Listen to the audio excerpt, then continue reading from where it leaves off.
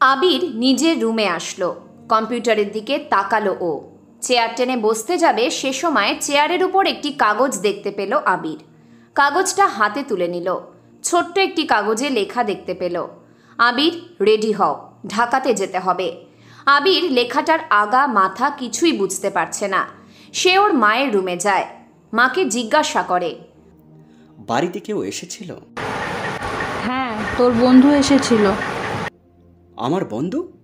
আমার তো কোনো বন্ধু নেই। আছে, রিফাত নাম। ও এসে তোর রুমে একটু বসে আবার চলে যায়। ও আচ্ছা। আবির কাগজটা পকেটে ঢুকিয়ে রান্নাঘরের দিকে এগিয়ে যায়। মায়া আবিরকে অনেকবার কল দিয়েছে, আবির রিসিভ করছে না। হঠাৎ করে আবির এমন কেন করছে মায়ার সাথে, মায়া কিছুই বুঝতে পারছে না। খুব চিন্তা হচ্ছে আবিরকে নিয়ে। সোফাতে একবার বসছে, আবার পাইচারি করছে মায়া। মাহমুদ সাহেব আসলো মায়ার সামনে। আপু, তোমাকে একটা কথা জিজ্ঞাসা করি? হ্যাঁ বল। আজকে যারা ইন্টারভিউ দিতে এসেছিল তোমাদের অফিসে, ওদের মধ্যে কয়জনের চাকরি হবে? একজনকেই চাকরি দেব। একজন? কে সে? নাম কি? চিনবি না তুই? তোর ফোনটা দে একটু আমাকে। কেন? প্রশ্ন করছিস? না, নাও।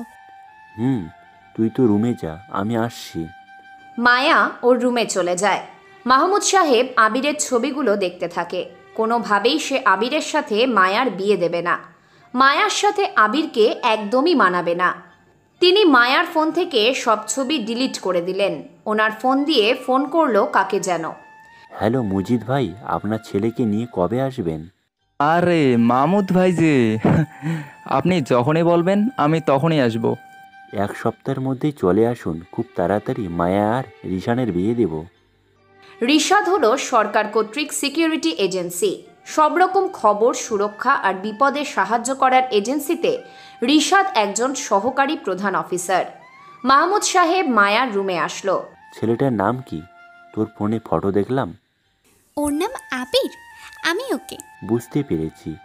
যাই হোক, আমার বন্ধু মুজিদ সাহেবের ছেলে রিশাদের সাথে তোর বিয়ের কথা ঠিক করেছি।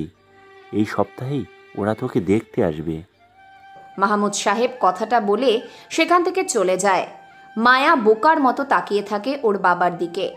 আবিরকে আবারও ফোন দিতে থাকে, কিন্তু আবির রিসিভ করে না। আরিয়া, এই নাও ড্রিঙ্কস। আরিয়া গ্লাসের দিকে ছোট ছোট চোখে তাকায়। শরীরটা ক্লান্তিতে ছেয়ে গেছে। সাজ্জাদের হাত থেকে গ্লাস নিয়ে একেবারে খেয়ে ফেলল। সাজ্জাদ আরও একটি গ্লাস এগিয়ে দেয় আরিয়ার দিকে। গ্লাসে ড্রিঙ্কের সাথে কড়া ডোজের নেশার ঔষধ মিশিয়ে দিয়েছে সাজ্জাদ। আরিয়া কয়েকটি গ্লাস খেয়ে শেষ করে। গায়েও সামান্য এক টুকরো কাপড়। সাজ্জাদ এসে সেটা খুলে নিচে ফেলে দিল। আরিয়ার কথা বলার মতো কোনো সেন্সও যেন নেই। সে আমতা আমতা স্বরে বলল, আমি বাড়ি যাব। যাবে তো ডার্লিং, একটু সবুর করো, ওরা আসুক। তখনই দরজার ওপাশ থেকে টোকা দেওয়ার শব্দ শোনা যায়। সাজ্জাদ উঠে দরজা খুলে দিল। ফুয়াদ, নাইম আর শাহিন দাঁড়িয়ে আছে। সাজ্জাদ বলল, মাল পুরো রেডি, আগে খেয়ে শেষ কর, পরে পাঠিয়ে দেব জায়গাতে। সাজ্জাদ কথাগুলো বলে সোফাতে যেয়ে বসলো। কানে হেডফোন গুঁজে দিয়ে গান শুনতে থাকে ও। ফুয়াদ সবার আগে আসলো আরিয়ার কাছে। আরিয়া পিটপিট চোখে তাকিয়ে দেখে সাজ্জাদ নয়, তার নগ্ন শরীরের দিকে ফুয়াদ নামের ছেলে তাকিয়ে আছে। আরিয়া নিজের লজ্জাস্থান ঢাকার চেষ্টা করতে যেও ব্যর্থ হয়। সে উঠতেও পারে না। ফুয়াদ দেরি করে না, নিজের গা থেকে সব কাপড় খুলে আরিয়ার উপর ঝাঁপিয়ে পড়ে। এভাবে ফুয়াদ শেষ হলে নাইম আর শাহিন আসে আরিয়ার কাছে। ইচ্ছে মতো সন্ধ্যা অবধি তিনজন আরিয়ার উপর নির্যাতন চালায়। আরিয়ার সাথে ঘটা সব কিছুই ভিডিও করে সাজ্জাদ। মালটাকে নিয়ে গাড়িতে তোল। জীবন ভাইয়ের সাথে কথা হয়েছে, চড়া দাম পাওয়া যাবে। আগেরবার তেমন টাকা পাইনি, এবার এই মাকে দিয়ে টাকা উসুল করতে হবে। হয়ে যাবে। যা দেখতে শরীরটাও সেই, ভালোই টাকা পাওয়া যাবে। সাজ্জাদ ঢাকাতে ব্যবসা করে, কিন্তু ওর মেইন বড় ব্যবসাটা হলো কোনো মেয়েকে ভুলিয়ে রুম ডেট করা। তারপর ঢাকার কোনো বড় বেশ্যাপল্লীতে বিক্রি করে দেওয়া। এটাই ওর মূল উদ্দেশ্য। শুধু সাজ্জাদ না, ওর সাথে থাকা বন্ধুরাও একই কাজে লিপ্ত। প্রতি সপ্তাহে 4 জন কোনো না কোনো মেয়ে এনে নিজেদের ইচ্ছে মতো ব্যবহার করে পরে বিক্রি করে দেয়। আরিয়ার উপর বহু আগেই নজর ছিল সাজ্জাদের, কিন্তু আরিয়া বাকি সব মেয়েদের মতো নয়। তাই সাজ্জাদের উপর ফিদা হতে 1.5 বছর সময় নেয়। যদিও এই 1.5 বছরে সাজ্জাদ ওর বন্ধুদের জিএফদের এখানে এনে মজা নিয়েছে, তারপর বিক্রি করে দিয়েছে। এসব কিছু কখনো এলাকার কেউ বা আরিয়া জানেই না। আবির ফোন হাতে নেয়। মায়ার 52টা মিসড কল উঠে আছে, 137টা মেসেজ। আবির সেসব দেখেনি, ঘড়ির দিকে তাকালো। রাত 9টা বেজে গেছে। আরিয়াকে ফোন দিল আবির, কিন্তু ওপাশ থেকে ফোন বন্ধ পেল ও। পরপর 10 বার কল দিয়েও একই রকম বন্ধ পেয়েছে। আবির মায়াকে কল দেয়। মায়া তাড়াতাড়ি রিসিভ করে। আবিরকে একটু বকা দিতে যাবে তার আগেই আবির বলল, মায়া, তোমার কাছে না আরিয়ার নম্বর আছে? ওকে একটু ফোন দাও তো। সকালে ট্যুরে গেছে, সন্ধ্যায় ফেরার কথা, রাত হয়ে গেছে, কিন্তু ওর কোনো খোঁজ পাচ্ছি না। আমি ফোন দিয়েছি, বন্ধ দেখাচ্ছে। তুমি একটু ট্রাই করে দেখবা প্লিজ। আবির কথাগুলো বলে ফোন কেটে দেয়। ওদিকে সাজ্জাদ আরিয়ার চোখে কাপড় বেঁধে দিল। আরিয়া বিড়বিড় করে বলছে, তোকে চিনতে ভুল করেছি। তোর মতো অমানুষকে ভালোবাসাটা ভুল ছিল। বান্ধবীরা বারণ করতো তোকে যেন গ্রহণ না করি, শুনিনি আমি। তোর একটুও কষ্ট হলো না আমাকে তোর বন্ধুদের কাছে তুলে দিলি? কতটা বিশ্বাস ছিল তোর উপর তুই নিজেই জানিস না। আমাকে বাড়িতে রেখে আয়, আমার ভাইয়া চিন্তা করছে। আরিয়ার কথা কেউ শুনল না। ওরা 4 জন মাইক্রোতে তুলল আরিয়াকে। এক টান দিয়ে ঢাকার উদ্দেশ্যে বের হয়ে পড়ল। আজকে আরিয়াকে বিক্রি করে দেবে। সে আজকের পর আর 10টা সাধারণ মানুষের মতো জীবন অতিবাহিত করতে পারবে না। সে হয়ে যাবে রাতের রানী। আজকে থেকে আরিয়ার একটাই কাজ, কোনো বড়লোকের বিছানার সঙ্গী হওয়া। তাকে খুশি করতে পারলেই আরিয়ার দিকে ছুঁড়ে দেওয়া হবে টাকার বৃষ্টি। রবার্ট একটি রুমে বসে আছে। সামনে 5 জন হ্যাকার বসা, 3 জন রাশিয়ান হ্যাকার। বাকি 2 জনের পরিচয় রবার্ট এখনও ঠিকভাবে জানে না। রবার্ট সবার নাম জানতে চাইল। প্রথম জন হ্যারি, পরের জন ট্রুডো, তারপর জন মগলি। এভাবে নাম জিজ্ঞাসা করে শেষের জনের কাছে এসে দাঁড়ায় রবার্ট। শেষের জন মাথা নিচু করে বসে আছে। চুপচাপ সে বসে সবার কথা শুনছে। রবার্ট ওর নাম জানতে চাইল। What is your name? লোকটা কোনো কথার উত্তর দিল না। তাকে লোক বললে ভুল হবে।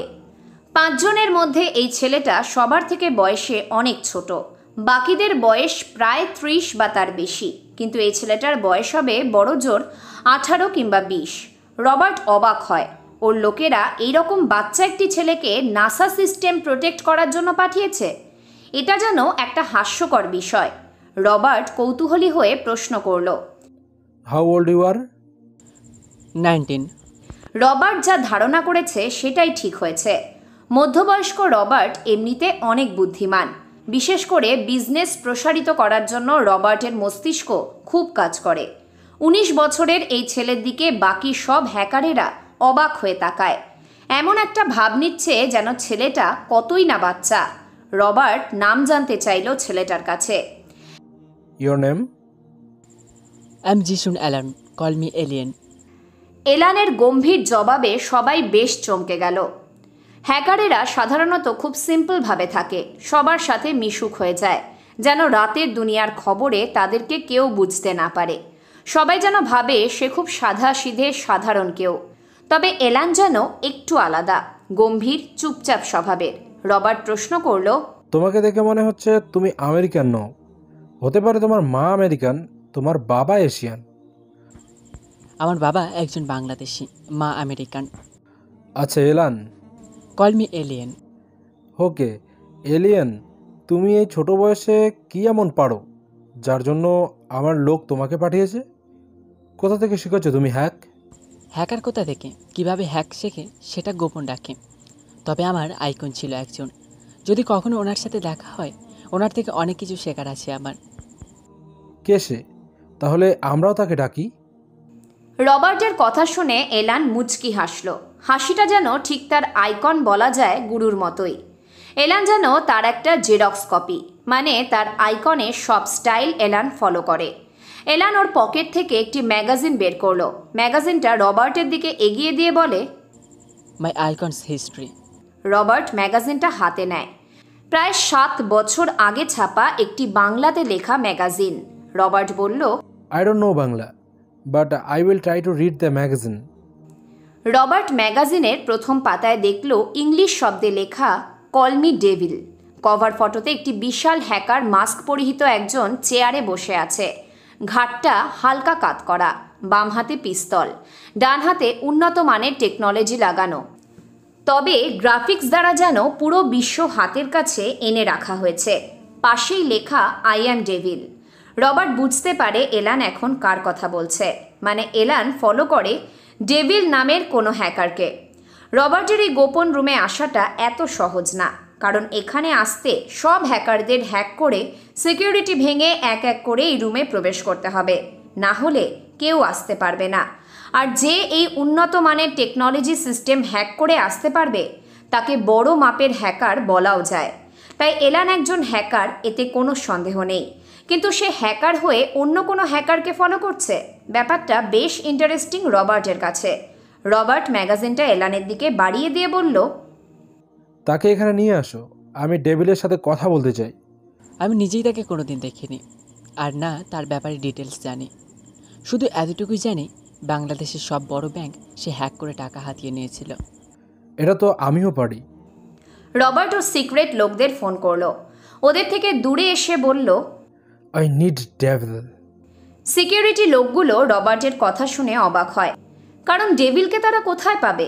কে ডেভিল? রবার্ট জানায়, বাংলাদেশে তাকে পাওয়া যাবে। ডেভিলকে আমার চাই। খুঁজে বের করো ডেভিল কোথায় আছে। সে মাস্টার মাইন্ড হ্যাকার। কোনো হ্যাকার যদি অন্য কোনো হ্যাকারের প্রশংসা করে তাহলে বুঝতে হবে সে কোনো সাধারণ হ্যাকার না, বড় লেভেলের হ্যাকার। রবার্ট কল কেটে দেয়। 5 জনকে বলে, তোমরা অফিস রুমে গিয়ে রেস্ট নাও, আমি তোমাদের সাথে পরে কথা বলছি। সাজ্জাদ এসেছে জীবন ভাইয়ের কাছে। জীবন এসে দাঁড়ায় ওদের সামনে। নাইম আরিয়াকে নিয়ে জীবনের সামনে এসে দাঁড়ালো। জীবন বলল, মুখ ঢাকা কেন? মালটা কোনো পচাবাসি মাল না, এজন্য ঢেকে রেখেছি। দেখলেই ফিদা হয়ে যাবে ভাই। তাই নাকি? কই দেখা তাহলে। নাইম মুখ থেকে কাপড় সরায়। জীবন দেখে অবাক হলো, কারণ এত সুন্দর দেখতে কোনো মেয়ে প্রথমবার ওর কাছে এসেছে। আরিয়া নিভু নিভু চোখে তাকাচ্ছে সামনে। জীবন আরিয়ার মুখে হাত রাখতে যাবে, তার আগে সাজ্জাদ থামিয়ে দিয়ে বলল, না না, এখন নয়, আগে টাকা পরে মাল। কত নিবি বল? আরে বুঝিস তো, দেখেই ফিদা হয়ে গেছি। 30 লাখ টাকা দাও। কি? ওই তোরা নেশা করে আসছিস? 35 লাখ। ওই আবার কি শুরু করেছিস? এত দাম দিয়ে? 40 লাখ। ওকে ওকে, থাম দিচ্ছি। গুড। তুমি যে মালটাকে নিয়ে 1 মাসে 1 কোটি কামাবে সেটা কি আমরা জানি না? বলো। হয়েছে, থাম, দাঁড়া টাকা আনি। জীবন টাকা আনতে চলে যায়। এদিকে আবির বাড়ি থেকে বের হয়ে পড়েছে। রাত 2টা বাজে। ওর সব পরিচিত বান্ধবীদের বাড়িতে যেয়ে খবর নিয়েছে। আরিয়া আসেনি। আবির ভয় পেয়ে যায়, কারণ আরিয়া আবিরকে বলেছিল সে বান্ধবীদের সাথে ট্যুরে যাচ্ছে। অথচ আবির দেখলো আরিয়ার সব ক্লোজ বান্ধবীরা বাড়িতেই আছে। তাহলে আরিয়া গেল কোথায়? আবির ভাবতে ভাবতে লাবণীদের বাড়িতে আসলো। এটাই শেষ খবর নেওয়া। আরিয়ার কাছের বান্ধবী লাবণী। আবির দরজায় দাঁড়িয়ে টোকা দিতে থাকে। কিছু সময় পর লাবণী সহ ওর বাবা মা আসলো। লাবণীকে বলল, আরিয়া নাকি তোমাদের সাথে ট্যুরে গেছে।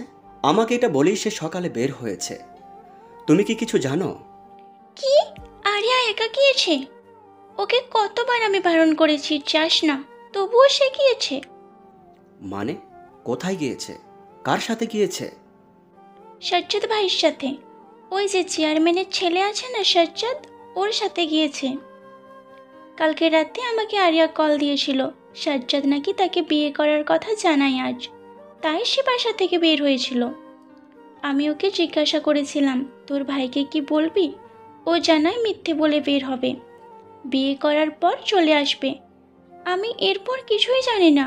সাজ্জাদের সাথে আরিয়ার রিলেশন 7-8 মাস হয়েছে, প্রায়শই ওরা এলাকার বাইরে দেখা করে। আরিয়াকে সাজ্জাদ কোথায় নিয়ে গেছে জানি না ভাইয়া। লাবণীর কথা শুনে আবির যেন চমকে উঠল। তাড়াতাড়ি সে লাবণীদের বাড়ি থেকে বের হয়। আরিয়াকে বারবার কল দিতে থাকে, কিন্তু ফোন বন্ধ। চিন্তা ভয় সবকিছু যেন আবিরের মাথায় জেঁকে বসেছে। আবির দৌড়ে বাড়িতে আসলো। ওর মা ফাহিদা বেগম বলল, আরিয়া কোথায়, পেলি তাকে? না মা, আরিয়া অনেক বড় হয়ে গেছে মা। সে ভালোবাসছে একটা ছেলেকে, আর তার সাথেই চলে গেছে। তুমি চিন্তা করো না মা, আমি দেখছি কিছু করতে পারি কিনা। আবির কথাগুলো বেশ হাঁপাতে হাঁপাতে বলল। আবির গায়ে একটি শার্ট জড়িয়ে বোনকে খোঁজার উদ্দেশ্যে চেয়ারম্যানের বাড়ির দিকে যেতে থাকে। তারপর আবির আরিয়াকে খুঁজতে চেয়ারম্যানের বাড়িতে এসেছে। বড় একটি বাড়ি। আবির বাড়ির সামনে এসে দাঁড়াতেই একটি গাড়ি এসে থামল। কালো রঙের গাড়ি আবিরের ঠিক পাশে এসে থেমেছে। আবির গাড়ির সামনে যেয়ে দাঁড়ালো। সাজ্জাদ আর তার বন্ধুরা ভিতর থেকে বলে উঠল। সবাই এক এক করে গাড়ি থেকে নামে। নেশায় বুঁদ হয়ে আছে 4 জন। ভোর হয়ে এসেছে। হাতে ড্রিঙ্কের বোতল নিয়ে সাজ্জাদ গাড়ি থেকে নামলো। আবিরের সামনে এসে দাঁড়িয়ে বলল, কি সমস্যা তোর? এখানে গাড়ির সামনে কি করিস? এই সাজ্জাদ, লোকটাকে কিক দিয়ে সরার সামনে থেকে। হ, ঠিক বলছিস, বেরো শালা। আবির সাজ্জাদের আরও কাছে আসলো। কষে একটা চড় দেয়। সাজ্জাদ সহ ওর বন্ধুরা কিছু সময় অবাক হয় আর তাকিয়ে থাকে আবিরের দিকে। আবির যে আরিয়ার ভাই সাজ্জাদ তা জানতো না, কারণ সাজ্জাদের এসব কিছু জানার প্রয়োজনও ছিল না। সে আরিয়াকে নিজের জন্য ব্যবহার করেছে মাত্র। আবির আরও একটা চড় দিয়ে বলল, ওই মা, আমার বোন আরিয়া কোথায়? আরিয়া? কে ভাই তুমি? সাজ্জাদ, আমার বোন আরিয়া কোথায়? কে আরিয়া? কোথাকার কোন ব্যবসা নাকি? চা ভাগ। আর তুই কে? আবির কথাটা শুনেই সাজ্জাদের পেটে একটি লাথি দেয়। সাজ্জাদ গাড়ির সাথে যেয়ে ধাক্কা খেয়ে হেলান দিয়ে দাঁড়ায়। সাজ্জাদ গালি দিয়ে বলল, ওই গাড়ি থেকে সব কিছু বের কর, কুত্তার বাচ্চাকে মেরেই ফেলবো আজকে। আবির এগিয়ে আসতে থাকে। ফুয়াদ আবিরের গালে জোরে একটা ঘুষি দিল। নাইমা শাহিন গাড়ির ডিকি থেকে হকি স্টিক বের করে আনে। পিছন থেকে আবিরের পায়ে জোরে বাড়ি দেয়। আবির মাটিতে পড়ে গেল। মাথায় মারতে যাবে তার আগে আবির একটি লাঠি হাতে ধরে নেয়। শোয়া থেকে উঠে ফুয়াদকে পেটাতে থাকে। নাইমের কাছে এসে জোরে মারতে থাকে। সাজ্জাদের কাছে আসলো। সবাইকে পিটিয়ে সাজ্জাদের সামনে এসে 2 হাতের 2 পাশে জোরে জোরে মারতে থাকে। সাজ্জাদ এক প্রকার যন্ত্রণায় কাতরাতে কাতরাতে বলল, আরিয়াকে বেঁচে দিয়েছি, সে কোথায় এখন জানি না, হয়তো কারো বিছানার রাত কাটাচ্ছে। সাজ্জাদের মুখে এমন কথা শুনে আবির ওর মাথায় জোরে মারতে যায়। সাথে সাথেই পিছন থেকে শাহিন এসে আবিরের মাথায় মারে। আবির নিচে পড়তেই বাকিরা এসে লাথি মারতে থাকে। আবির আধা মরা হয়ে যায়, যেন অজ্ঞান হয়ে রাস্তায় পড়ে থাকে। সাজ্জাদ বলল, শালাকে ওর বাড়ির সামনে ফেলে রেখে আয়, আপাতত ওকে মারবো না, এমনিতেই সে ভিতর থেকে মরে গেছে। আবিরকে ওরা 3 জন ধরে গাড়িতে তোলে। কিছু সময় পর খুব সকালে আবিরের বাড়ির সামনে আবিরকে রেখে চলে আসে। লাবণ্য থানা থেকে বের হয়। একটা সাদা রঙের গাড়ি ওর সামনে এসে থামল। কয়েকজন ঊর্ধ্বতন কর্মকর্তা এসে দাঁড়িয়েছে।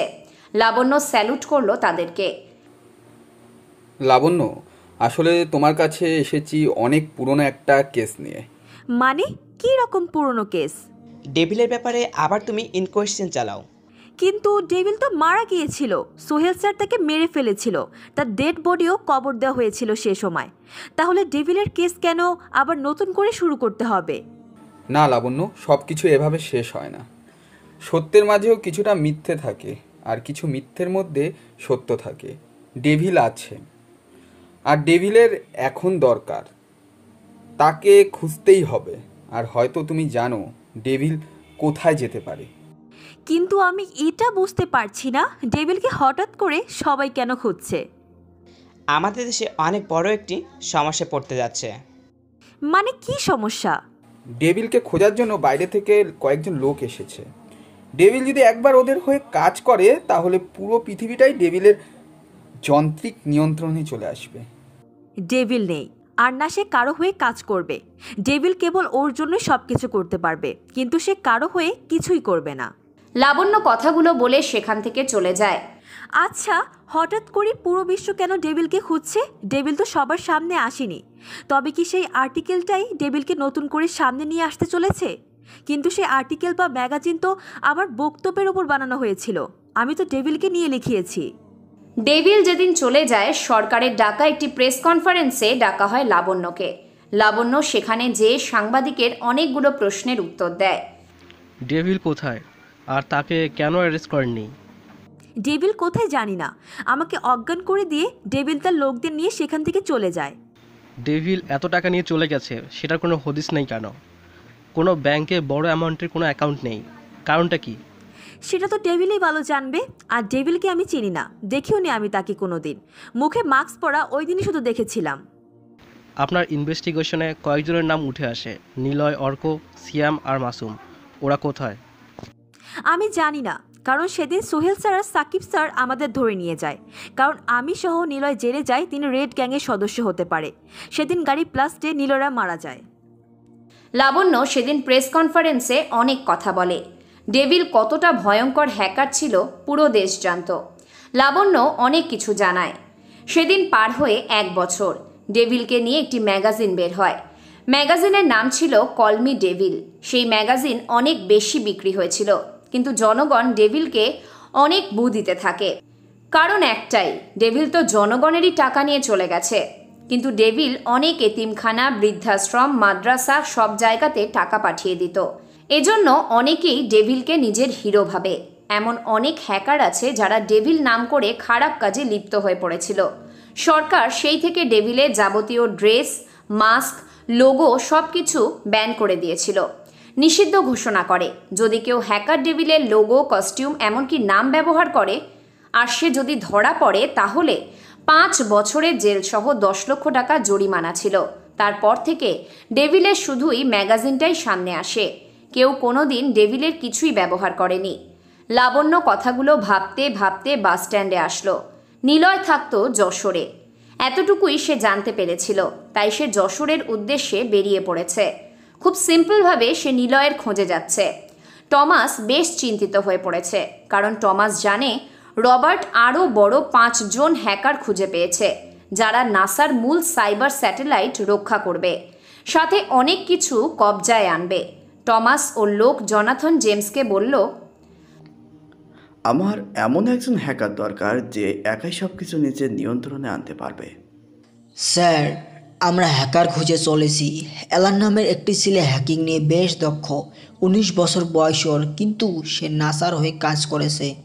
কিন্তু আমার দরকার এমন একজন হ্যাকার, সে একাই সবার বস হবে। সব দেশের সবারই তথ্য আমার খুব তাড়াতাড়ি চাই। পৃথিবীর কোনো দেশ যেন বাদ না যায়। দেরি হোক, তবুও আমার এমন একজন দরকার যার নাম শুনলেই সবাই যেন চমকে ওঠে। সে যেন ভয়ঙ্করের থেকেও ভয়ঙ্কর হয়। টমাসের কথা শুনে জেমস তার রুম থেকে বেরিয়ে যায়। টেকনোলজির একটি বিশাল খেলা খেলতে যাচ্ছে 2 কোম্পানি, আর তাদের এই খেলায় ফায়দা তুলতে যাচ্ছে বিভিন্ন ব্যবহৃত ওয়েবসাইট। আবির চোখ মেলে তাকায়, দেখে ওর বিছানার উপর শুয়ে আছে, পাশেই অসুস্থ মা বসে আছেন। আবির কোনো রকমভাবে শোয়া থেকে উঠে বসলো। চারপাশে তাকিয়ে দেখে ও বাড়িতেই আছে। ফাহিদা বেগম বলল, তুই বাড়ির সামনে পড়েছিলি, কয়েকজন ধরে দিয়ে গেছে। তোর বোন কোথায়? আমার আরিয়া কোথায়? মা, ওরা আরিয়াকে... আবির ওর মাকে সবটা খুলে বলল। ওর মা চোখ দিয়ে পানি বের করা ছাড়া আর কিছুই করতে পারল না। আবিরের ফোন বেজে ওঠে, তাকিয়ে দেখে মায়া কল দিয়েছে। মায়ার ফোন রিসিভ করে আবির। আবির, কোথায় তুমি? আমার সাথে একটু দেখা করবে? আমিয়া কোথায়? পেয়েছো ওকে? বাড়িতেই আছে। আচ্ছা, বিকালে দেখা করব। আবির ফোন কেটে দিল। ওর বোনের কথা কাউকেই সে বলবে না। থানায় কেস করতেও যাবে না আবির। কি কেস করবে? কার নামেই বা কেস করবে? ওর মা বলল, কাউকে কিছুই জানাতে হবে না। না মা, আমি থানায় যাব, ওদের নামে কেস করব, আমার বোনকে খুঁজে বের করবই। লোকজন জানলে তোর বোনের ওপরে দোষ দেবে। আবির ফাহিদা বেগমের কথা শুনল না। ও বাড়ি থেকে বের হলো। মাথায় চোট পেয়ে আছে, হাতে পায়ে অনেক ব্যথা, রক্ত জমে আছে আবিরের কাটা স্থানে। আবির বের হতেই প্রীতি আসলো সামনে। প্রীতির গায়ে সুন্দর ড্রেস, চোখে চশমা। আবির খেয়াল করেনি সে এসে দাঁড়িয়েছে। আবির হুট করেই যেয়ে ধাক্কা দেয় প্রীতিকে। সাথে সাথেই প্রীতি জোরে একটি চড় বসিয়ে দিল আবিরকে। দেখে চলতে পারিস না? একা মেয়ে পেয়ে ইচ্ছে করে ধাক্কা দিস? দেখো প্রীতি, তুই আমার অনেক ছোট, আমার কাজিন তুই, আমার সামনে থেকে যা। মুখে, হাতে পায়ে, কপালে এসব কিসের দাগ? কার সাথে মারামারি করেছিস? কারো সাথে না, সামনে থেকে সর। চুপ! আমার গাড়ির ড্রাইভার নেই, চল আমার সাথে। আমি চালাতে পারি না, আমার অনেক কাজ আছে। তুই যাবি কি না বল? বললাম তো কাজ আছে, সামনে থেকে যা। আবির প্রীতিকে হাত দিয়ে একটু সরিয়ে দিল। প্রীতি পা ফেলার আগেই জুতোর সাথে পা বেঁধে গোবরের উপর যেয়ে পড়ে। আবির প্রীতির দিকে না তাকিয়ে হনহন করে চলে যায়। প্রীতি আবিরের চলে যাওয়ার দিকে তাকিয়ে থাকে। প্রীতি উঠে দাঁড়িয়ে জোরে চিৎকার করলো। সাথে সাথেই প্রীতির বাবা নিয়াজ সাহেব এসে দাঁড়ালো। কি হয়েছে মা? তোর হাতে আর নতুন কেনা ড্রেসের গোবর কিভাবে লেগেছে? তোমার ভাইয়ের ছেলে লাগিয়েছে এটা। আমাকে ধাক্কা দিয়ে সে চলে গেছে। কি আবির এটা করেছে? চল ওর মায়ের কাছে। নিয়াজ সাহেব প্রীতিকে নিয়ে আবিরদের বাড়ির মধ্যে প্রবেশ করলো। আবিরের মা ফাহিদা বেগমকে জোরে ডাকলো নিয়াজ সাহেব। ওই আবিরের মা, বাইরে বেরিয়ে আয়। নিয়াজের গলার স্বর শুনে ফাহিদা বেগম অসুস্থ শরীর আর মুখ ভার করে বাইরে বের হয়ে আসলো। নিয়াজ সাহেব ফাহিদাকে দেখেই বলা শুরু করলো, ফকিন্নি কোথাকার, তোর ছেলে জানে আমার মেয়ে গায়ে কত টাকা দামের ড্রেস আছে? কি হয়েছে ভাই? নেকা সাজু, বেয়াদব একটা ছেলে জন্ম দিয়েছিস। দেখ তোর ছেলে কি করেছে আমার মেয়ের ড্রেসটা। ফাহিদা বেগম প্রীতির দিকে তাকায়। প্রীতির ড্রেসে গোবর লেগে আছে, হাতেও অনেকটা গোবর। ফাহিদা বেগম কিছু বলতে যাবে তার আগে প্রীতি বলল, ওই কুত্তাটা আজকে বাড়িতে আসুক, ওকে আমি গুলি করে মেরে ফেলবো। ওকে কিছু বলো না মা, আমি ওকে বুঝিয়ে বলবো। কি বুঝিয়ে বলবি তুই? নিয়াজ সাহেব ফাহিদা বেগমের চুল মুঠো করে ধরল। এমনিতে তিনি অসুস্থ। নিয়াজ সাহেব ধরতেই হুড়মুড় করে মাটিতে পড়ে যেতে থাকে, কিন্তু চুলের গোছা ধরে থাকায় তিনি পড়লেন না। নিয়াজ বলা শুরু করে, আমার মেয়ের ড্রেস কি আবিরকে বুঝিয়ে ফিরে পাবো? তোকে তো মারবই, তোর ছেলেকে মারবো। ভাই আমাকে ড্রেসটা দাও, আমি পরিষ্কার করে দিচ্ছি। চুপ ছালি, তোর যোগ্যতা নেই এরকম একটা ড্রেস হাতে লাগানোর। বাবা, ওনাকে ছেড়ে দাও। আবিরের সাথে আমি বুঝে নেব। উনি অসুস্থ, ওনাকে ছেড়ে দাও। আমার মেয়ের কথায় তোকে কিছু বললাম না, তবে আজ ফিরুক তোর ছেলে। কথাটা বলে নিয়াজ সাহেব সেখান থেকে চলে যায়। ফাহিদা বেগম ছাড়া পেয়েই মাটিতে পড়ে গেল। উঠে দাঁড়ানোর মতো শক্তিটুকুও নেই ওনার। সকালে তিনি এখনও ঔষধ খাননি, কারণ আবির প্রতিদিন ওনার ঔষধ দেখিয়ে দেয়। আবির তো ওর বোনের কথা ভেবেই চলে গেছে। ফাহিদা বেগমও খাননি তার মেয়ের চিন্তায়। তিনি ঘরের ঠিক সামনেই উঠানে পড়ে কাশতে থাকেন। কাশির সাথে রক্ত বের হওয়া শুরু করেছে। প্রীতি পিছনে তাকায়। ফাহিদা বেগমকে এভাবে পড়ে থাকতে দেখে ওর বাবাকে বলল, তুমি যাও, আমি আসছি। নিয়াজ সাহেব বাড়ির বাইরে চলে যায়। প্রীতি দৌড়ে এসে দাঁড়ালো ফাহিদা বেগমের কাছে। প্রীতি আবিরকে সহ্য করতে পারে না। একটা বিশেষ কারণ আছে, রাগটা কেবল আবিরের উপর। আবিরের রাগ ওর দুর্বল মায়ের উপর কখনো প্রয়োগ করেনি প্রীতি। প্রীতি গ্লাসে করে পানি এনে দিল ফাহিদাকে। কোনো রকম পানি খেয়ে তিনি ওঠার চেষ্টা করছেন, পারছেন না।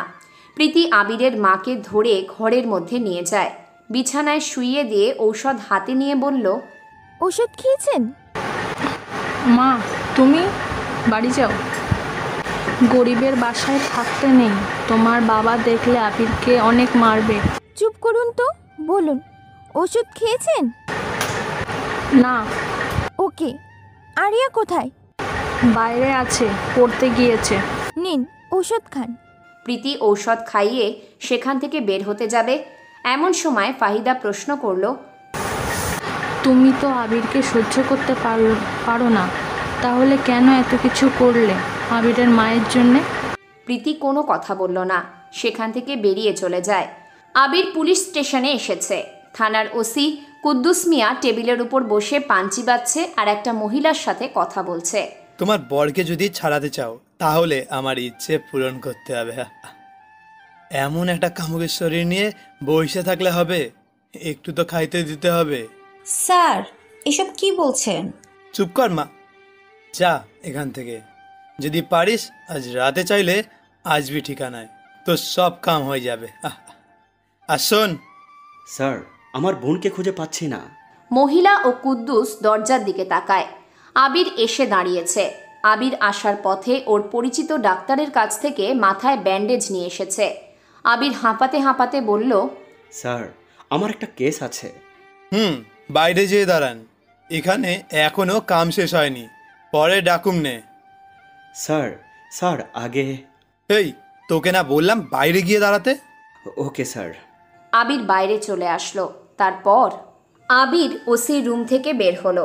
দরজার পাশে দাঁড়িয়ে আছে আবির। ভিতরে কুদ্দুস মিয়া একটি অসহায় মহিলার সুযোগ নিচ্ছেন। গা থেকে শাড়ির আঁচল ফেলে নস্টালজিক্যাল কথা শুরু করে দিয়েছে কুদ্দুস। আবির বারবার ঘড়ির দিকে তাকায়। সময় পেরিয়ে যাচ্ছে। আবিরের মনে ভয়, সংশয়, দুশ্চিন্তা এসে বাসা বেঁধেছে। ভিতরে কুদ্দুস মিয়া মহিলাকে বলছে, তোমার স্বামীর নামে কোনো কেস থাকবে না, সব কিছু খালাস করে দেবো। শুধু তোমাকে আমার এক রাত লাগবে, বুঝলে? মহিলাটি নিরুপায়, কারণ ওনার স্বামী সিএনজি ড্রাইভার, ভুলক্রমে অ্যাক্সিডেন্ট করে। ওনার হাজব্যান্ডের গাড়ির সামনে একটি বাচ্চা ছেলে চলে আসে আর ধাক্কা লেগে কারেন্টের খাম্বার সাথে মাথা লাগে, সেখানেই মারা যায়। দোষটা ছিল পিচ্চি ছেলেটার মায়ের, কারণ তিনি মেইন রাস্তায় এনে বাচ্চার হাত ছেড়ে দেন। লোকেরা ধরে ড্রাইভারের নামে কেস করে দিয়েছে। কয়েকদিন থেকে মহিলাটির হাজব্যান্ড পলাতক হলেও আজ ভোর রাতে যেয়ে পুলিশ ধরে এনেছে। আর তার উপর হাজব্যান্ডকে ছাড়ানোর জন্য ইউনিয়ন সদস্যদের হাতে পায়ে ধরেও কাজ হয়নি, চেয়ারম্যান ধরেও কাজ হয়নি। শেষমেশ মহিলাটি সকালেই থানায় চলে আসে। প্রথমে কুদ্দুস মহিলার কাছে অনেকগুলো টাকা দাবি করে, যার পরিমাণ ছিল 30,000 টাকা, যা বর্তমান অবস্থাতে সেই টাকা দেওয়ার পরিস্থিতি নেই। এজন্য কুদ্দুস গা থেকে মহিলার শাড়ির ওড়না ধরে ফেললেও কিছুই করার নেই ওনার কাছে। কুদ্দুস তার বাজে স্বভাবের এক ধাপ এগিয়ে যাবে, এমন সময় আবির আবারও ভিতরে প্রবেশ করলো। স্যার আমার বোন। তোকে না বললাম অপেক্ষা কর বাইরে, দেখছিস না আমি ব্যস্ত আছি। কিন্তু স্যার আমার বোন ওই দিন থেকে নিখোঁজ। আরে ভাই, কিসে পড়ে তোর বোন? ইন্টারে পড়ে। দেখ কার লাগে পালাই গেছে। এখনকার মেয়েদের তো স্বভাব হলো দুই রকমের, ঘরে একরকম, বাইরে আরেক রকম। দেখ প্রেমিকার লগে এখানে সেখানে চিপা গলি কিংবা পার্কের ঝোপে আকাম কুকাম করে বেড়ায়।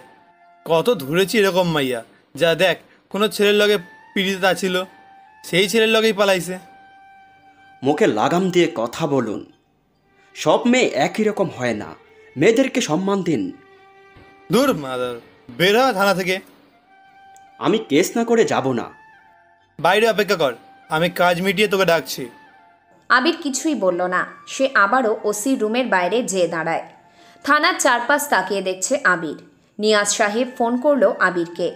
আবির ফোনের দিকে তাকিয়ে কল কেটে দেয়। উনি ওনার মেয়ের সাথে করা আবিরের অপমানজনক কাজের জন্য শাস্তি প্রয়োগ খুঁজছে। কিন্তু আবিরের এসবে কোনো মাথা ব্যথা নেই।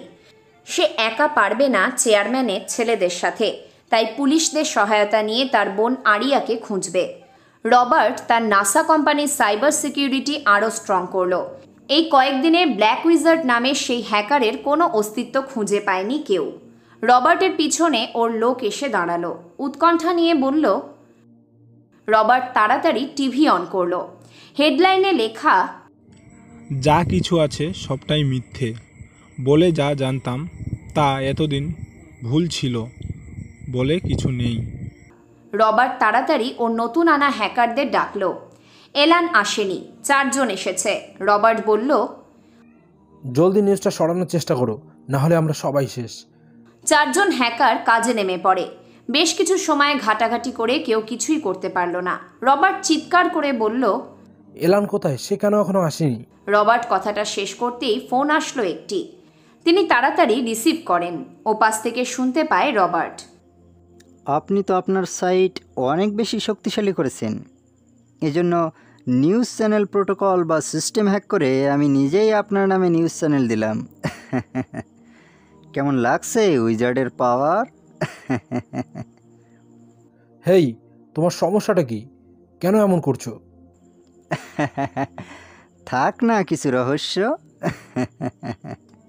I will kill you.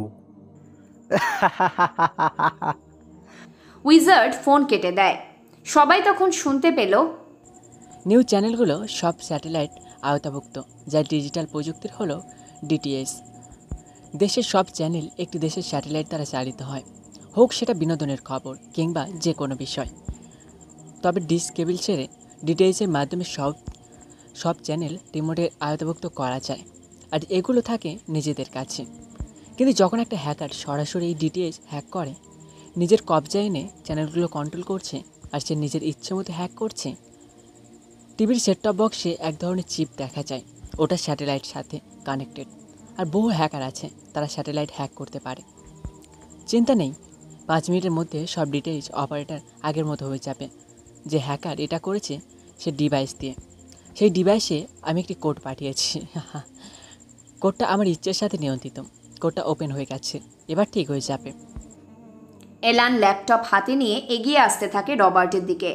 সবাই এলানের দিকে তীক্ষ্ণ দৃষ্টিতে তাকিয়ে আছে, কারণ এতক্ষণ যা কেউ পারেনি এলান তা করে দেখিয়েছে। নিউজ চ্যানেলগুলো এখন নাসার পক্ষে নিউজ প্রচার করছে। এলান যে চেয়ারে বসল, রবার্ট অবাক হয়ে তাকিয়ে আছে পিচ্চি ছেলেটার দিকে। আমি এগুলো করেছিলাম, মানে হ্যাকারকে একটু লস করিয়ে দিলাম। হ্যাকারের নিকনেম উইজার্ড। বুঝতে পারছি না সে কী চায়। আবার বসলটাকে ত্যাগ করতে পারত।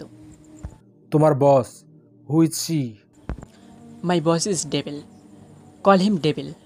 ডেভিলকে খুঁজতে লোক পাঠিয়েছি, কিন্তু ডেভিল কোথায় আছে সেটা কেউ জানে না। লাস্ট খবর লাবণ্যকে জিজ্ঞেস করা হয়েছিল, সেও কিছু জানে না। Elan? No Alan, call me alien. Okay okay, I need your help. তুমি নিজেই ডেভিলকে খুঁজতে ছদ্মবেশে বাংলাদেশে যাও। আমি? ইয়েস, তুমিই যাবে ডেভিলকে খুঁজতে, তবে সেটা ছদ্মবেশে। যেহেতু তুমি বাংলাদেশে বংশগত, তুমি বাংলাটাও জানো, তাই তুমি গেলেই সুবিধা হবে। আমি ডেভিলকে নিয়ে অনেক ভেবেছি, ওর ব্যাপারে পড়েছি, সে আসলেই জিনিয়াস ছিল। তাই তুমি নিজেই যাবে ডেভিলকে আমার কাছে নিয়ে আসার জন্য। তবে একটা কথা, কেউ যেন তোমাকে চিনতে না পারে তুমি যে হ্যাকার এটা। Okay sir. এলান অনেক খুশি হলো। রবার্ট এলানকে বাংলাদেশে পাঠানো সব রকম ব্যবস্থা করলো। আবির আর অপেক্ষা করতে পারে না। বেশ কিছু সময় পার হওয়ার পর আবির ওসি কুদ্দুসের রুমে প্রবেশ করলো। কুদ্দুস গায়ের শার্ট পরছে, মহিলাটিও গায়ের কাপড় ঠিক করছে। আবির মনে মনে বলল, শালা জানোয়ার, থানার মতো জায়গাতেও নিজের লালসা পূরণ করতে ছাড় দিলি না। একদিন সব কিছুর হিসাব নিতে হবেই তোদের মতো লোকদের। হাবিলদার, এই মহিলাটার হাজবেন্ডকে ছেড়ে দাও। মহিলাটি রুম থেকে বের হতে থাকে। আবিরের দিকে এক পলক তাকালেন তিনি। মহিলাটির চোখের কোণে পানি জমে আছে। পৃথিবীর সব মানুষগুলো চাহিদার সাগরে ভাসতে থাকে। কেউ কিনারা খুঁজে পেয়ে চাহিদা মেটানোর কাজ সম্পন্ন করে, আবার কেউ ভাসতেই থাকে। পূরণ হওয়ার তাগিদে নানা দিক তাকাতে থাকে কিনারার খোঁজে। আবিরকে দেখে কুদ্দুস একটু বিরক্তিকর দৃষ্টিতে তাকালো। পান চিবাতে চিবাতে চেয়ারে যেয়ে বসলেন তিনি। আবিরকে বসতে বলল। আবির বসতেই ওসি কুদ্দুস বলল, আপনি এখনো যাননি? ভাবছিলাম চলে গেছেন। কন কি কইবেন? আমার বোনকে খুঁজে পাচ্ছি না কাল থেকে। নাম কি? আরিয়া। আপনার নাম কি? আবির। বোনের বয়স কত? 18 বছর। বুঝলাম। বয়ফ্রেন্ড আছে? জানেন কিছু? আছে। তাহলে দেখেন, তার লগে পালিয়ে গেছে। হ্যাঁ জানি। হুর মিয়া, তাহলে থানায় আছেন কেন? যান, কোথায় আছে নিজেই লইয়া আছেন। দেখতে কেমন আপনার বোন? সুন্দর। ইস, কোচি একখান মাল রে। শালা হারামি তোকে। আবির বসা থেকে উঠে দাঁড়ালো। কথাটা বলে ওসি কুদ্দুসের দিকে তাকাতেই তিনি বললেন, ওই হালার পো, রাগ করস কেন? কথা আগে শোন। তোর বোনের কচি বয়স, এই বয়সে একটু একটু এরকম হইব। কাহিনী সব খুলে ক। আমার বোনকে নিয়ে আর একটা বাজে কথা বললে বেশি কথা বললে তোকে থানায় পুড়ে দিয়ে বেশার দালাল বানিয়ে ডাইলা দিমু, বুঝেছিস? এবার বল। চেয়ারম্যান হান্নু মিয়ার ছেলে সাজ্জাদ আর তার বন্ধুর নামে কেস করতে এসেছে।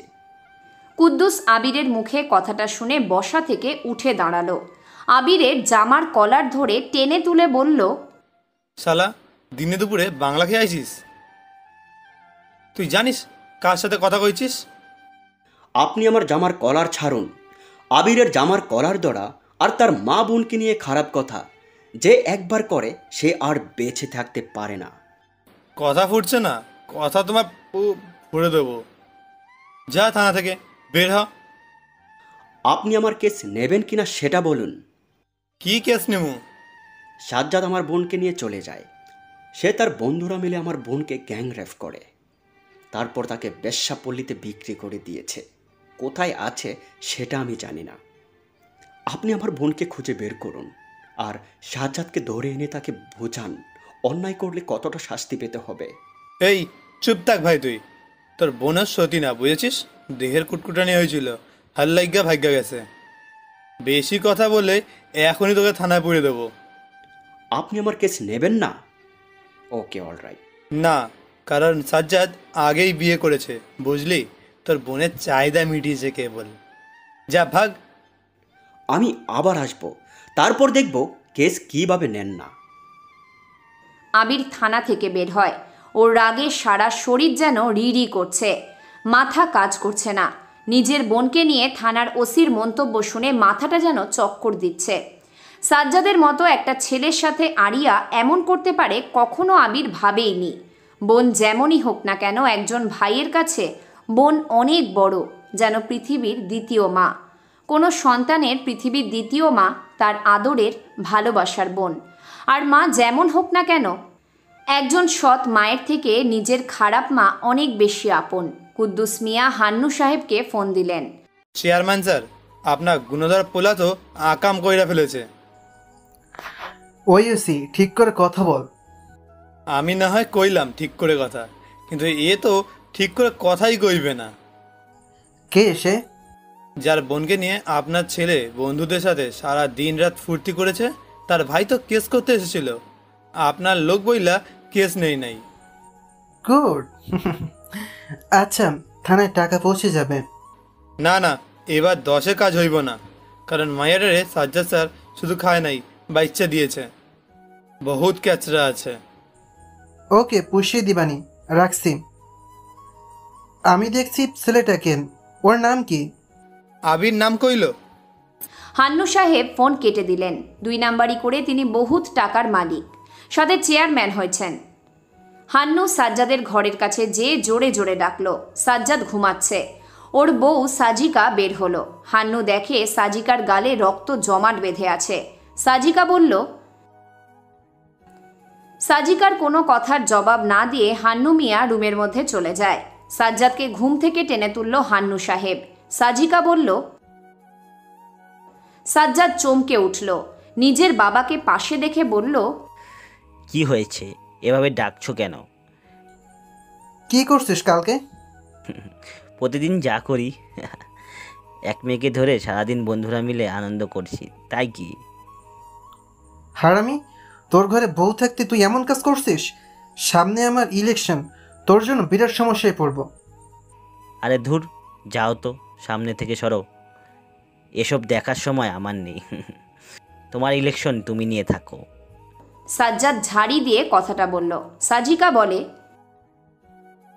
সাজ্জাদ বিছানা থেকে উঠে এসে সাজিকার চুল ধরে টেনে বলল, সালি, তোকে কৈফত দিতে হবে। সাজ্জাদ কারো কৈফত দিয়ে চলে না। সাজ্জাদ, তোকে না বারণ করছি বউ মারবি না। সাজিকা, তুমি আমার সাথে এসো, ও যা খুশি করুক। হান্নু সাহেব সাজিকার হাত ধরে রুম থেকে বের করে নিয়ে যায়। সাজ্জাদ ওয়াশরুমে চলে গেল। সাজিকা ওর বরকে অনেক বেশি ভালোবাসে। সাজিকা অনেক বেশি সুন্দরী, বলা যায় 10টা সুন্দরী মেয়ের সব সৌন্দর্য যেন সাজিকার মধ্যে বিদ্যমান। যেমন ঘরের কাজ পারে, তেমনি বরকেও ভালোবাসতে পারে। বাসর ঘর ছাড়া সাজ্জাদ সাজিকার গায়ে কখনো কোমল মনোভাব নিয়ে হাত দেয়নি। হাত দিয়েছে, তবে হয় চর না হয় মারতে। কারণ সাজিকার পছন্দ সাজ্জাদ বাহিরে বেশি রাত যেন না থাকে। এসব নিয়ে সাজ্জাদের সামনে কিছু বললেই সে সাজিকাকে ধরে পিটিয়েছে।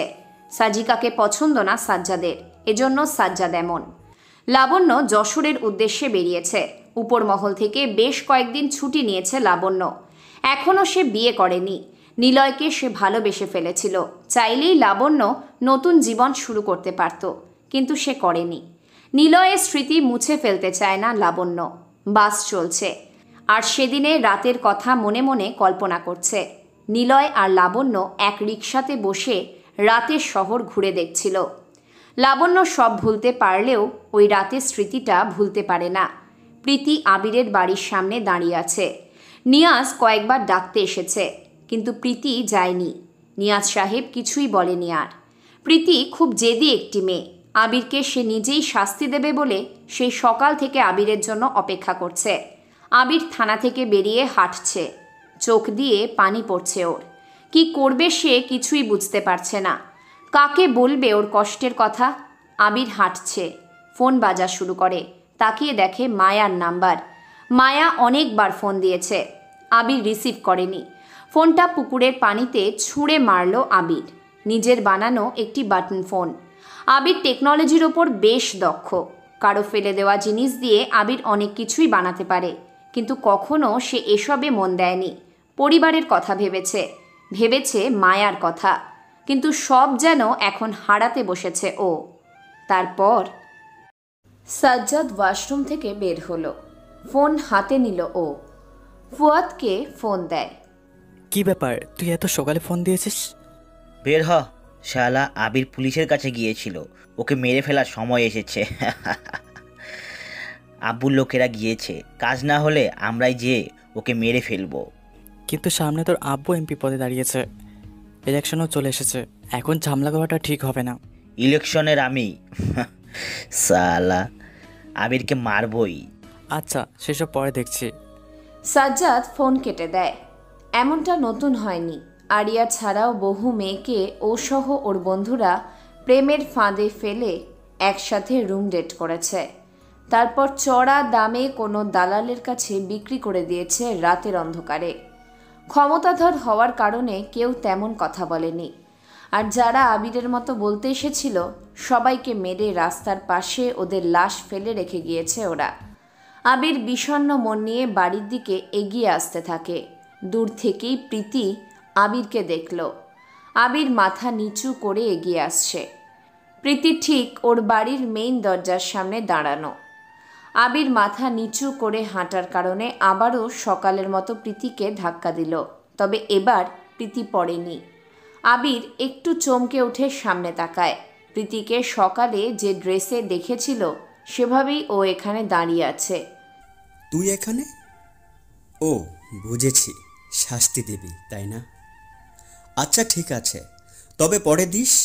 মায়ের ওষুধটা খাইয়ে দিয়ে আসি, আর পারলে ড্রেসটা পাঠিয়ে দিস, পরিষ্কার করেও দেব। আর আবারও ধাক্কা দেওয়ার জন্য সরি। কুত্তা, তোকে আমি খুন করব। আবির প্রীতির কোনো কথা শুনল না। সে পাশ কাটিয়ে বাড়ির মধ্যে চলে গেল। প্রীতিও আবিরের পিছন পিছন যায়। আবির ওর মা ফাহিদা বেগমের রুমে প্রবেশ করে। তিনি কাশছেন, বুকটা অনেক ব্যথা করছে। ফাহিদা বেগমের অসুস্থতা মূলত ওর হাজব্যান্ড মারা যাওয়ার দিন থেকেই শুরু হয়েছিল। চিন্তা করলে ওনার সমস্যা হয়, আর কাল থেকে তো আরিয়ার চিন্তায় ঘুমাতেই পারেননি। তার ওপর আবিরের এমন কথা না শুনে বের হয়ে যাওয়া। আবির তাড়াতাড়ি ঔষধ হাতে নিল। ফাহিদা বেগম কাঁচতে কাঁচতে বলল, ঔষধ খেয়েছি আমি। মানে তুমি তো দেখে খেতে পারবে না। আমি দেখে খাইনি। আরিয়া তো বাড়িতে নেই, কে দেখিয়ে দিয়েছে? প্রীতি এসেছিল, সে ঔষধ খাইয়ে দিয়েছে। মানে বড় লোকের রাজকন্যা গরিবের বাড়িতে এসে তোমাকে ওষুধ খাইয়ে দিয়েছে? তুই কি করেছিলি সেটার বিচার নিয়ে এসেছিল। ওর বাবা আমাকে চুল ধরে নিচে ফেলে দেওয়ার পরই সে তুলে এনে শুইয়ে দিয়েছে, তারপর ঔষধ খাইয়ে দিয়েছে। মেয়েটাকে তুই যতটা খারাপ মনে করিস সে কিন্তু খারাপ না। বাদ দাও তো, বড়লোক সবাই একই রকম, মানুষকে কুকুরের মতো মনে করে তারা। আরিয়া? সে আছে, বাড়ি আসবে একটু পর। আবির কথাটা বলেই ঘর থেকে বেরিয়ে গেল। বারান্দায় দাঁড়িয়ে আছে প্রীতি। আবির বলল, আসছিস? বল, কি শাস্তি দিবি বল। আমার সাথে তুই কেন গম্ভীর হয়ে কথা বলছিস? জানি না, কিছু বলার থাকলে বল, না হয় শাস্তি দিয়ে কেটে পড়। তোর রুম পরিষ্কার করে দিতে হবে, নাকি কাপড় কেচে দিতে হবে, নাকি তোর গাড়িটাও আবার পরিষ্কার করে দেব? কোনটা করে দেব বল? প্রীতি আরিয়ার বয়সী প্রায়, কিন্তু প্রীতি আরিয়ার থেকে 1 বছরের বড়। আবিরকে কখনো এ অবধি ভাইয়া বলে ডাকেনি। আবির প্রীতির সাথে তেমন কথা বলে না, যদিও ওর চাচার পরিবারের কারোর সাথেই আবির কথা বলে না, আবিরের সাথেও বলে না। কিন্তু প্রীতি নিজের থেকেই আবিরের সাথে এসে কথা বলে, আর আবির তাকে এড়িয়ে চলে। কারণ আছে, আর সেটা হলো প্রীতির বাবা ঠকিয়ে আবিরদের সব জায়গা কেড়ে নিয়েছে। যে জায়গাতে ওরা থাকছে সেটা অনেক অনুরোধ করেই নিয়েছে থাকার জন্য। আবিরের মনে ওদের চাচার পরিবারের প্রতি রাগ থাকায় কারোর সাথে কখনো কথা বলেনি। আর প্রীতি রোজ বাড়িতে এসে আবিরের সাথে কথা বলতো, কিন্তু আবির বারবার এড়িয়ে চলেছে। কি হলো, এভাবে তাকিয়ে আছিস কেন? কিছু বল, না হয় বাড়িতে যা। তোর বড়লোক বাবা এখানে আসছিস জানতে পারলে আমাকে আবার মারবে। আরিয়া কোথায়? ওর সাথে আমার দরকার আছে। বাসায় যা। সকালে কিছু খেয়েছিস? শুনে কি করবি? দেখ আবির, রাগাবি না একদম। শর্ত? আবির নিজের রুমে যায়। কি করবে ও ভেবে পাচ্ছে না। মাথায় অনেক চিন্তা, নিজের বোনের খবর কাউকেই বলতে পারছে না। ওদিকে আরিয়ার বান্ধবীগুলো সবটা জেনেও ফেলেছে, কারণ আরিয়ার কাছের বন্ধু লাবণী সবাইকে বলে বেরিয়েছে আরিয়া সাজ্জাদের সাথে পালিয়ে আর ফেরেনি। লাবণীর থেকে ওর মা বাবা, তারপর পাশের বাড়ির লোকেরা, এভাবে প্রায় সব জায়গায় রটে যাচ্ছে খবরটা। যে যাকে বলছে সে বলে দিচ্ছে। ভাবি, আপনাকে একটা কথা বলবো, কাউকে বলবেন না কিন্তু। আমাদের এলাকার পড়াশোনায় নামকরা ছেলে আবির আছে না, ওর বোন চলে গেছে চেয়ারম্যানের ছেলের সাথে। কিন্তু চেয়ারম্যানের ছেলে তো বাড়িতে আছে, তাইলে মনে হয় কারো লাগে চলে গেছে ঢাকায়। এই একটা খবর ভাঙতে ভাঙতে সারা এলাকায় হয়ে গেছে আরিয়া ঢাকার কোনো ছেলের সাথে পালিয়েছে। আবির বিছানায় বসল, ভাবতেই পারছে না কি করবে বা কোথায় যাবে। হান্নু মিয়া বাইরে আসলেন। সাজ্জাদ স্ট্যাম্প নিয়ে বাইরে বের হচ্ছে। হান্নু সাহেব ডাকলেন, কোথায় যাচ্ছিস? আবিরকে মারতে। চুপ কর বেয়াদব, আজ ধরে মেয়ে নিয়ে ফুর্তি করস, আর কিছু বললে পেটাতে হবে? শোন, পলিটিক্স করি, তাই পলিটিশিয়ানের মতন কাজ করতে হবে। মানে হলো, কুদ্দুসকে বল হাসপাতালের ঘর থেকে একটা মেয়ের লাশ নিয়ে আসতে। তার মুখ দেহ আগুন দিয়ে ভালো করে জ্বালিয়ে দে। এরপর পুলিশ আর আমাদের লোক ওই লাশটাকে নিয়ে আবিরের কাছে যাবে। ডাক্তার রিপোর্ট লিখবে এটা আবিরের বোনের লাশ। তোর মনে আছে না আবিরের বোন কি ড্রেস পরেছিল? এখনই মার্কেটে যে সেই ড্রেস খুঁজে পাস কিনা দেখ, যদি থাকে সেটা কুদ্দুসকে দিয়ে আয়। প্রমাণ হয়ে যাবে আরিয়া বেঁচে নেই। পাবেকরে এমনিতেই ছড়াচ্ছে আরিয়া ঢাকার কোনো ছেলের সাথে পালিয়ে গেছে। তুই যে ওর বান্ধবীকে হুমকি দিয়ে আসবি, কেউ আর সত্য কথা বলবে না। আবিরের কাছে কোনো প্রুফ থাকবে না প্রমাণ করার জন্য।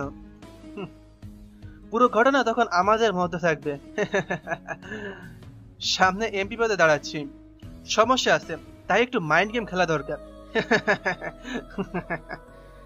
সবসময় রাগ আর উত্তেজনা নিয়ে কাজ করতে নেই, যা এখন। সাজ্জাদ ওর বাবা হান্নু সাহেবের কথা শুনে অবাক হয়ে গেল। গাড়ি থেকে নেমে দৌড়ে নিজের বাবাকে জড়িয়ে ধরে। পলিটিক্স কাকে বলে হান্নু সাহেবকে না দেখলে সাজ্জাদ হয়তো বুঝতে পারত না। সাজিকা সেখানে আসলো, সাজ্জাদকে বলল, তুমি এসব ছেড়ে দিতে পারো না? চুপ থাক সালি, তোর কথা মতো চলবো নাকি? সাজিকা, ঘরে যাও, এসবের মতো কোনো কথা বলবে না। হান্নু সাহেবের কথা শুনে সাজিকা সেখান থেকে চলে যায়। সাজ্জাদ ওর বন্ধুদের নিয়ে বেরিয়ে পড়ে আরিয়ার বান্ধবীদের বাড়ির উদ্দেশ্যে। হান্নু সাহেব কুদ্দুসকে ফোন দিল। কুদ্দুসকে সবটা বুঝিয়ে বলতেই কুদ্দুসও বেরিয়ে পড়ে। বাড়িতে কিছুই নেই, রাতেও মনে হয় না কিছু খেয়েছিস। প্রীতির কথা শুনে আবির সেদিকে তাকালো। প্রীতি ওর ঘরে এসে পাশেই দাঁড়িয়েছে। আবির প্রীতিকে দেখে বিরক্ত নিয়ে বলল, তুই আমার ঘরে বের হয়ে যা। আবির, তোর সমস্যাটা কি আমাকে একটু বলবি? জানি না। তুই অনেক জেদি, এটা জানিস? মনে আছে তোর ছোটবেলায় আমার একটা কুকুরের বাচ্চা দেখে অনেক বেশি ভালো লেগেছিল? তখন আমি ক্লাস 3-তে পড়তাম। বাচ্চাটা হাতে নিয়ে দৌড়ে আসার সময় মা কুকুরটি আমাকে তাড়া করে, ভয়ে ভয়ে কান্না করে দিয়েছিলাম। যখন সে আমাকে কামড় দিতে আসে তখন আমার সামনে চলে এসেছিলি তুই। নিজে কুকুরের কামড় খেয়েছিলি, ইঞ্জেকশন নিয়েছিলি। কয়েকদিন পর তুই নিজেই একদিন রাতে এসে বাচ্চাটা আমাকে দিয়ে গিয়েছিলি। জানিস, তোর কামড়ের দাগ দেখে বাচ্চাটা আর নিতেই ইচ্ছে হচ্ছিল না। আরেকটা কথা মনে আছে তোর? বান্ধবীরা মিলে খেলার মাঠে বৃষ্টিতে ভিজছিল। তখন আমি 5-এ পড়ি। আমাকে খেলায় নিচ্ছিলি না, ওরা পচাচ্ছিল খুব। আমার অনেক কষ্ট হয়। কান্না করতে করতে বাসায় আসি। তুই সামনে এসে বলেছিলি, কাঁদছিস কেন?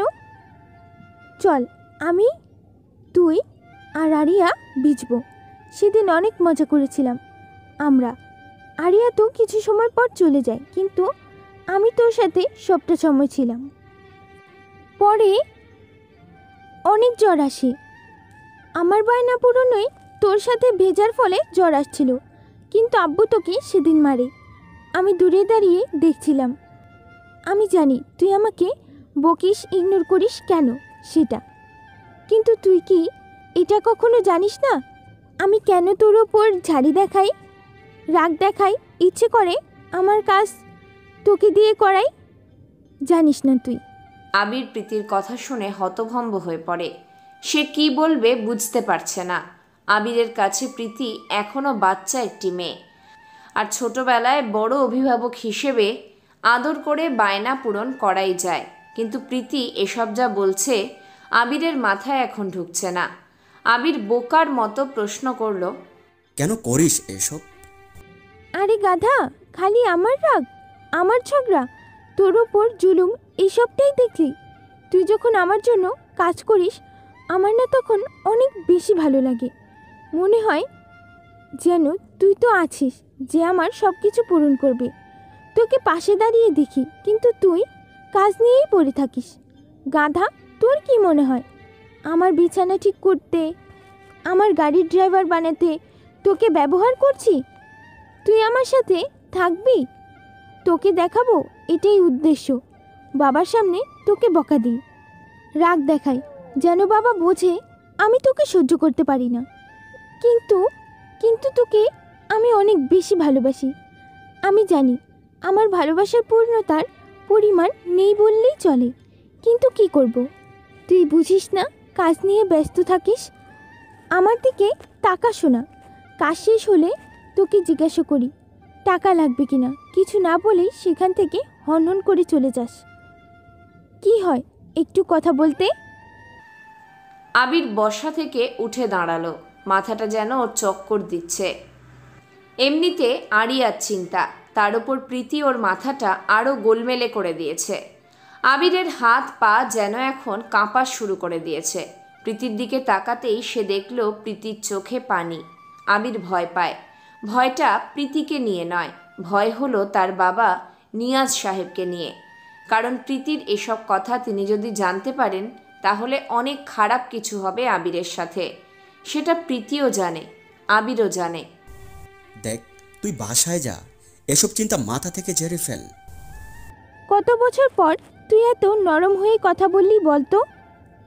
তোকে আমি যেতে বলছি কিন্তু। আমি যাব না, আমি তোর সাথে থাকবো। চুপ কর, যা এখান থেকে। কেন যাবে? জায়গাটা ওর নামে আছে, তাই ওর যখন খুশি সে এখানে আসবে, যাবে। তুই বলার কে? আরে ওর সাথে জোর গলাতে কেন কথা বলছিস? তোর গলা আমি কেটে রাখবো, বুঝেছিস?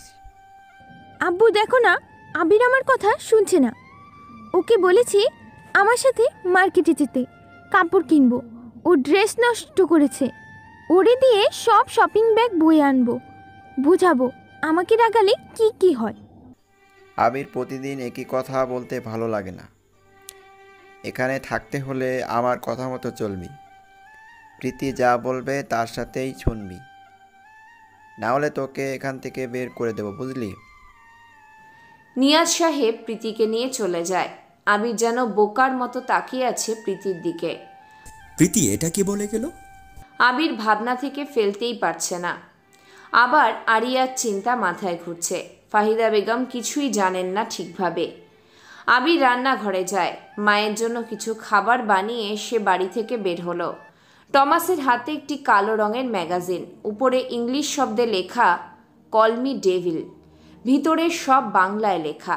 টমাস অনেক ভাষার সাথে বেশ পরিচিত। বাংলা ভাষায় লেখাটা পড়তে ওর কোনো অসুবিধা নেই। সে পড়া শুরু করে।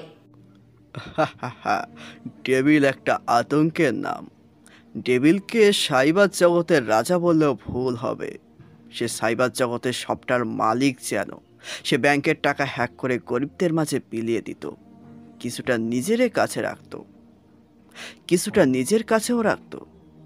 এমন অনেক লেখা আছে যা টমাস পড়া শুরু করেছে। ওর কোম্পানির একটা ছেলে যে কিনা ম্যাগাজিনটা এনে দিয়েছে, ওনার নাম টয়েন। টয়েন কিছুটা নাক ছিটকে বলল, স্যার, বাংলাদেশে এমন একটা হ্যাকার আছে, এটা ভাবা যায়? So funny sir. ফানি মানে কি?